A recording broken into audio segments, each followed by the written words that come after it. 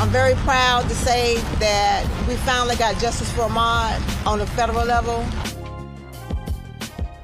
February 23rd marks Ahmaud Arbery Day, the 25-year-old black king who was murdered during a racially motivated hate crime on this very day back in 2020. Now, for a third year, lawmakers, community activists, and family members joined together to celebrate the life of a promising young man and many others like him. Hey, soulmates, welcome to the conversation on this Thursday, February 23rd. We are talking about National Ahmaud Arbery Day and what the FBI did during BLM protests that has lawmakers upset. I want to welcome you again to Fox Soul's Black Report. I'm Courtney Hicks. And I'm Nicordelai Corte, plus the new program to help locate missing black women and girls and the teachers who are making headlines for mocking Florida's decision to remove certain black literature. They're the stories that impact our people. It is our news, our views, and of course, our voice. So, topping the conversation today, this year, a 2.2-mile run will honor the memory of Ahmaud Arbery and the verdict that put his killers behind bars. In fact, several Georgia state lawmakers will join in on the annual run, marking today as 3 years since his death. Now, the distance recognizes the date Arbery was jogging through the Santilla Shores neighborhood of Brunswick near Georgia's coast back on February 23rd, 2020.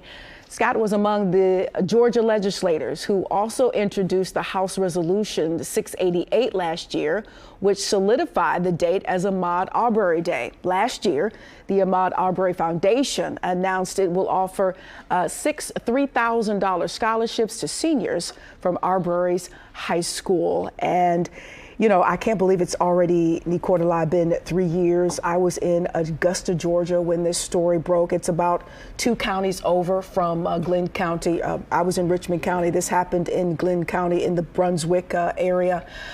And I remember the fallout being very damaging for the young folks in our newsroom.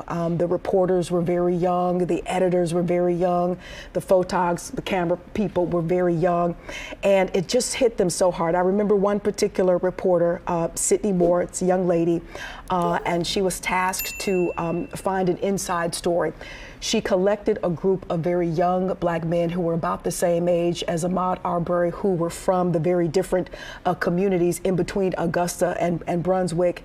And she filed a report, and the young men were just in tears saying they were avid runners, and at this point, their families, their girlfriends, their wives did not want them to run anymore. That's how much Ahmaud Arbery's story impacted them. Yeah, it really shook the conscience of our communities across the country. There were a number of folks who committed to acts of solidarity, running 2.2 miles in honor of Ahmaud Arbery. And, you know, just the fact that this young king, this young black man, was doing something as simple as jogging, something that so many of us do.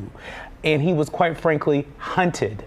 He was hunted by folks that didn't think that he deserved to live.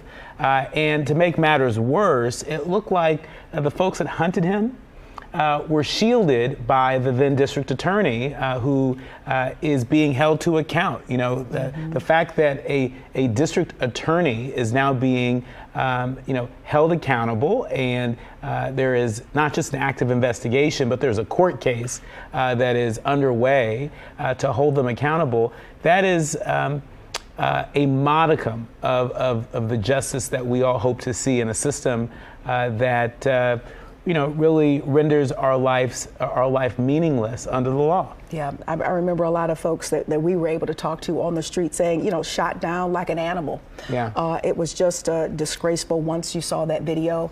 And let me tell you, just the hurt and the anger in that community at the time, very much reminiscent of how things were later on when we came into the George Floyd situation, the same kind of anger and outrage. And it just kept going that year, the year of 2020. But Courtney, even worse than an animal. I mean, you look at the treatment that Michael Vick got, for, his, abuse of animals and the way he was dealing with the dogs.